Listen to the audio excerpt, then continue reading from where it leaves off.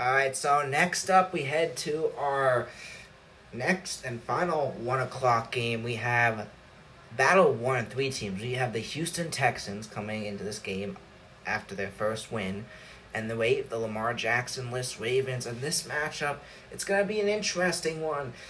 This matchup, so Cooper Rush, the starting quarterback for this, he's been able to get some wins, but at the same time taking on the Texans. Texans supposed to be a good team. They've had a rough start of the year, but they've played some teams tough, including the Buccaneers. And yeah, this game I could honestly see going either way. And I think though somehow the Ravens always do this against the Texans. I don't know how it's gonna happen, but I think somehow the Ravens are still gonna find a way to pull away and win this game against the Texans. Yeah, C.J. Stroud just needs more time, and this Texans one just needs more time to figure it out. And I think the Ravens are gonna get it done this week, as they like to find a way to, and they get it done, winning it. I think it's gonna be a 24-16 victory for the Ravens. All right. I think the Ravens are in implosion mode. And they just lost Lamar Jackson, and I think they're starting to freak out, and I think Houston comes into town, takes advantage of that insecurity, and delivers the dagger and just destroys them and ruins them for the season. I mean, maybe they'll still get their wins and maybe make a run for the playoffs, but I think Houston gets in the way big time and surprises everyone. Upset of the week, 13-10. Oh wow, low scoring one as well. I'm going to have to agree. I'm taking the Texans on the road. Texans bouncing back after starting the year 0-3. They have played competitive in every single game they have had this year. But I'm taking that Texans defense, which has been proven to be one of the best. I mean, they shut out and hold their teams to low scores in almost every game.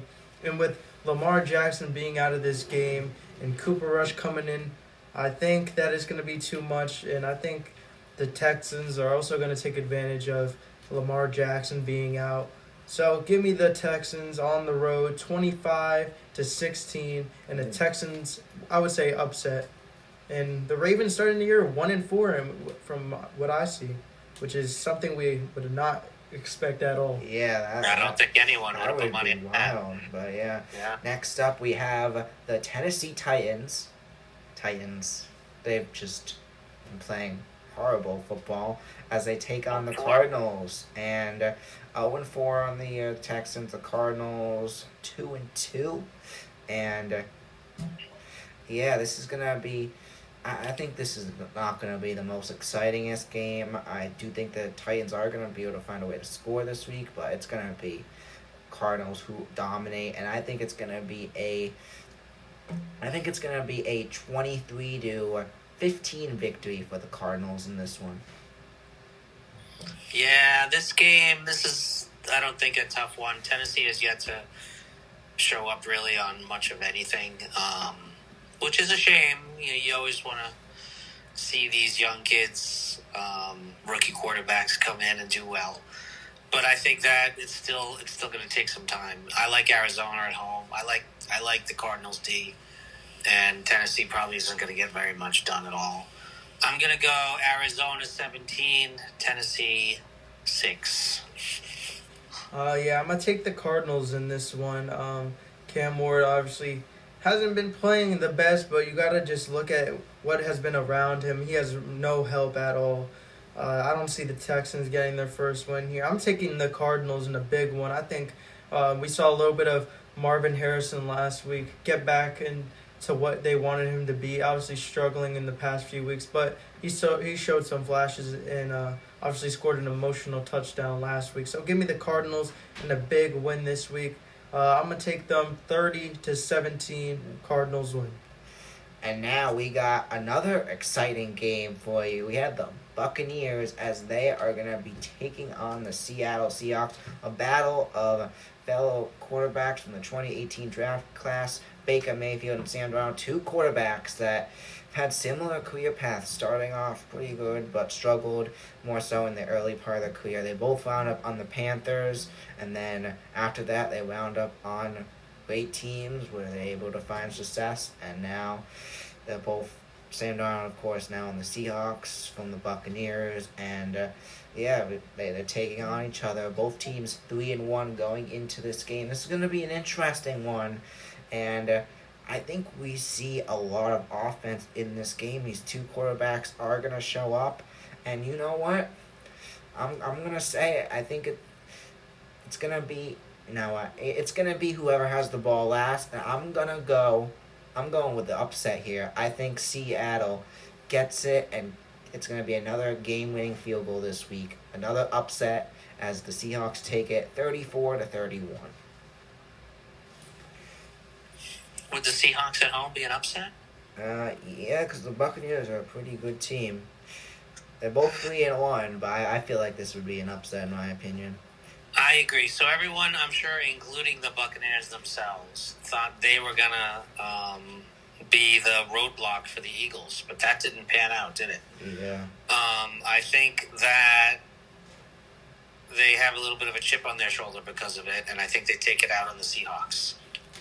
And I think Seahawks lose at home to Baker and the Bucks, who Godwin shows up because he shook off the rust in the last game, and now we're going to see why he's, one of the best.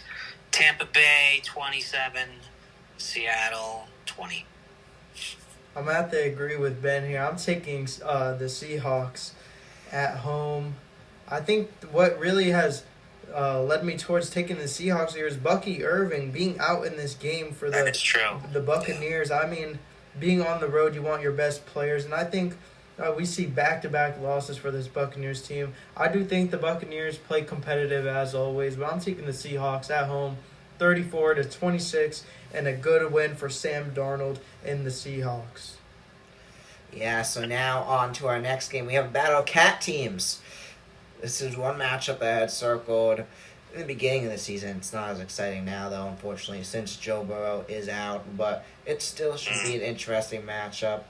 But I don't think it'll be amazing. We got the Lions, we got the Bengals, and what I was already starting to say, without Burrow, the Bengals they've been playing terrible. I don't think this is going to be much of an exciting matchup. Thought if they had Burrow, if they had Burrow, I think this would be one of the games of the year. I think both teams could possibly score 40 points, but instead, I think it's going to be a dominant game by the Lions, and I think they're going to go all over the Bengals. Bengals have a terrible defense, and that's going to show. You saw the Vikings scored 48 on this Bengals squad. I think the Lions are going to go probably as crazy, if not even more. I think this is going to be the second over 50. This is going to be the second 52-point game for the Lions as they take it 52-17 over the Bengals. Sounds like a good day to start the Lions guys in your fantasy lineups. Yes, that's for sure, though. St. Brown gets it. No, St. Brown goes off, of course, I think, I agree. Detroit is steamrolling, and the last team that's going to stop them is the Bengals defense. Yeah. I'm going Detroit on the road in a game that should be points galore, at least on the Detroit side. And here it is, folks. Oh, no. 53-18. Yep, saw that coming. And right. I believe that would be the first time that score has ever happened. It probably would, but hey, it was worth it. Yeah. I'm going to have to agree with you guys. I don't think it's going to be close at all. Obviously, the Lions have one of the best offenses not ever, but in the league. So I don't think it's going to be close at all. The Bengals defense is trash. And the Lions just seem to score every single week. It seems like crazy. Amon-Ra St. Brown leads the league in touchdowns. But, I'm going to take the Lions in a big one, 45-20. Lions win on the road. Yeah, so next up we have, this could be the game of the week as well, and probably one of my top two games of the week. We got the Washington Commanders as they are going to be taking on the LA Chargers. Jaden Daniels is back, and what are we gonna see in this game? A lot could happen, and I feel like we see some offense in this game. Honestly, I think Jaden Daniels back. He is back and ready to play, and I think both teams are gonna go crazy. But at the end of the day, it is gonna be a defensive interception by the Chargers, who I think seals this one, and I think the Chargers take it 27-24. Oh, that would be fun. Yeah. I agree. I think we're going to see some fireworks in this game. And I think Jaden Daniels, who I've been no stranger about the fact that I like him a lot, and I'm rooting for him. And it's probably the first time I've ever rooted for the Commanders in a long, long, long time. I like the Chargers too, but I think Daniels, after having a few weeks off, regains his form, and I think we're looking at another fun shootout here. But I like Washington winning this game in a fireworks galore, but on both sides of the ball, 34-31 over the Chargers. All right, yeah, that would be a crazy game as well. Yeah, I think obviously the presence of Jaden Daniels being back for the Commanders is something they've been wanting for weeks now, but I do think he might have a little bit of rust, obviously coming off the injury. I'm going to say they are very competitive in this game, but I think the Chargers bounce back after being embarrassed by the Giants. I'm going to take the Chargers 28-25 and a game-winning field goal for Cameron Dicker, the Chargers kicker. All right. I wonder if did you do that on purpose, because Kevin just everyone one up does. me. But Everyone does that on purpose. yeah, but next. Kicker. Yeah, so that's 2 1-ups for today. But next up we have How about that? Patriots Yeah, right. taking on Good the job, Kevin. Bills. And yeah, it's gonna be, I think, Patriots coming into this matchup, scoring 42 on the Panthers. What a performance! Are they gonna be able to carry that momentum against this Bills team? It's gonna be tough. I think the Patriots are gonna play the Bills tough, however, and I think it's gonna be very low scoring going in, at least for the first half. But I think the Bills are gonna start to pull away as we go into the second half, and it's gonna be a 27-16 victory for the Bills. All right. That doesn't sound like a Pats fan. The Bills are too good, but I think You're the being- Pats lead at halftime. No, I get it. You're being realistic. Yeah. And you can't fault you for that. All right. I, however, am going to wear my heart on my sleeve for this one. I'm going to root for my Patriots, and I'm going to predict my Patriots in a game they almost surely will not win. But I think, there's some momentum, and I think they ride it high all the way up to Buffalo and somehow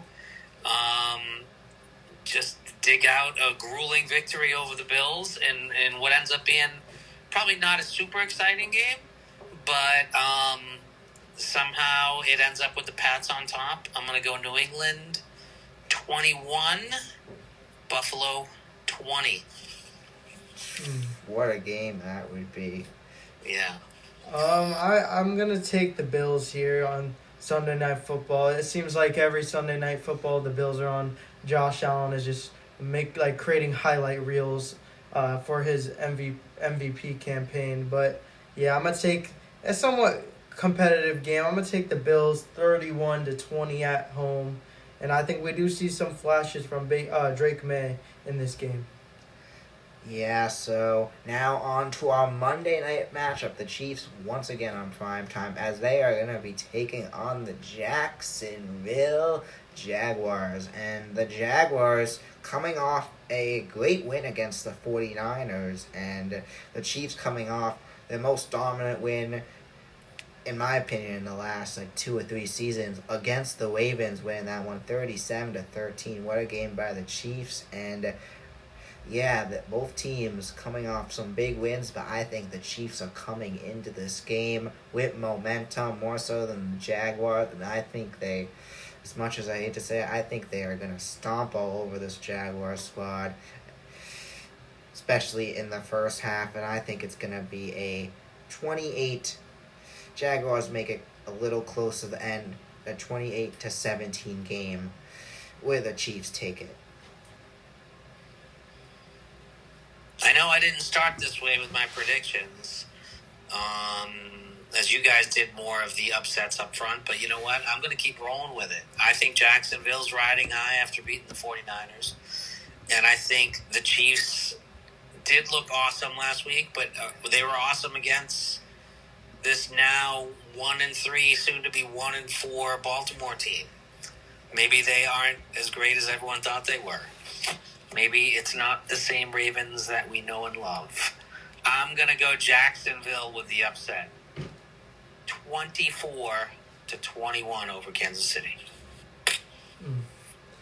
My upset of the week last week being Jacksonville. They come up with the win on the road against the 49ers, but I think with the Chiefs getting Xavier Worthy back last week, we saw what his presence is like in that offense, and they were explosive last week. And I think this week they're the same way, but I think it is going to be a close game. I think Patrick Mahomes is going to get a game-winning drive going, and I think Kareem Hunt scores a game-winning touchdown on Monday Night Football, making the Chiefs 3-2 on the year. And I'm gonna take the Chiefs 32-25. Chiefs game-winning touchdown on Monday Night Football. Yeah, that would be a good game. All right. And now we are on to the Rowan game, as they are going to take on Christopher Newport. Both teams undefeated, though Rowan has a tie. Christopher Newport 3-0, Rowan 2-0-1, should be 3-0. But anyway, this is going to be an interesting one. I don't know a ton about this Christopher Newport team. Excited to watch the game tomorrow, but I think it's going to be the Profs who are going to continue their momentum and it's able to get it done. I think it's going to be a close game. This Christopher Newport team is going to play them tough, but I think the Profs are going to be able to win it 30-24. You know I'm going Profs. Profs 31-25. Yeah, I'm taking the Profs too. I don't know too much about Rowan's team, but I do know that they have a good defense. From what I've been seeing, they shut out a team 56-0 and then held a team to 23 points. So it looks like their defense is pretty good and their offense can put up points too. So I'm gonna take the Profs 37-17. Profs win at home. Yeah, and then finally, tonight, as we're recording this on Friday night, the Tuskers take on the Harrison Huskies. The Harrison Huskies, a team coming into this season, got to keep so many of their players as they did not have a lot of seniors last year, but they were a great team last year, and they've been great this year as well. But the Tuskers playing as great as, despite losing a lot of players, they're playing as great as they always do, and they're finding ways to pull ahead after starting off 0-2. They've been able to pull ahead in their matchups and get great wins against Yorktown and Mahopac. This is going to be an interesting matchup. I do think Harrison's going to play them tough. You saw in that playoff game last year, I got to call 2 Harrison games last year. The first one, Somers dominated Harrison 40-3, but the second one, Harrison came into that game with a game plan, and a lot of their players were injured the first game. When they had their players back, they played them tough. It was a 6-6 game where Somers got the game-winning touchdown to win 14-6, a 2-point conversion as well after the bad kick that went in for 2, and yeah, that was a good game, and I think it's going to be another game like that. I think we're going to see old-fashioned, exciting high school football tonight, something that doesn't really happen a lot in Somers, as Somers has dominated a lot, but I think this Huskies team, they're gonna play them tough, and I think it's gonna be a game that comes down. It's gonna be similar score to last time, especially with the offense, both offenses not being as good. I think we're gonna see this time it's gonna be a 14-10 win, I think, for the Tuskers, Somers Tuskers being able to get it done, but it's going to be an exciting game, I think. All right, good commentary. I don't know as much about the teams, but obviously I'm going to root for the hometown boys. I'm going to take Somers 30-24. Yeah, I'm gonna have to agree with you guys. Somers, 20-13. All right, well, All right. finally, we got NASCAR, and this is a road course, at least that Allmendinger could actually win. Allmendinger! So you're going Allmendinger, I assume. You know it every time. I'm going with Shane Van Gisbergen. Okay. Shane Van Gisbergen's been the road course master throughout the season. Besides the first road course, he has won every single one, and it's hard to beat him on a road course. Kevin, do you want to give it a shot? I'm gonna have to agree with Ben. I'm taking what was his name? Shane Van Gisbergen. I'm gonna take him. Okay, well, He doesn't know his NASCAR. that's going to wrap it up for this week. I want to thank everyone for tuning in. Excited for another great week of football. Thank you for watching, and we'll see you next time. Bye.